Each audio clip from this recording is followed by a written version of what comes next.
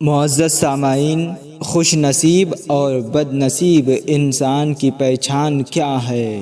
محترم سامعین، خوش نصیب اور بد نصیب میں اللہ نے ایک فرق رکھا۔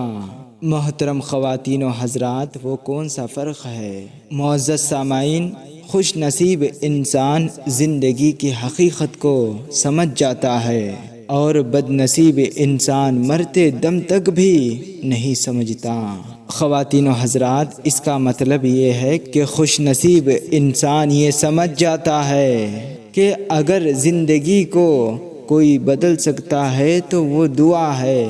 اللہ کی مخلوقات کی دعا آنے والے مصیبتوں کو ختم کر دیتی ہے، انسان کی تقدیر کو بدل دیتی ہے، زندگی کو بھی سنوار دیتی ہے۔ خوش نصیب انسان اللہ کی مخلوقات کو خوش کرنے میں لگ جاتا ہے اور بار بار انسانوں سے یہ چاہتا ہے کہ وہ میرے لیے دعا کرے، اور بد نصیب انسان دوسرے انسانوں پہ ظلم کرتا ہے، صرف اپنے نفس کی خواہشات کے پیچھے بھاگتا ہے۔ اسے یہ معلوم ہی نہیں ہوتا جتنا وہ نفس کی خواہشات کے پیچھے بھاگتا جائے گا اتنا ہی وہ زندگی میں صرف بھاگتا رہے گا۔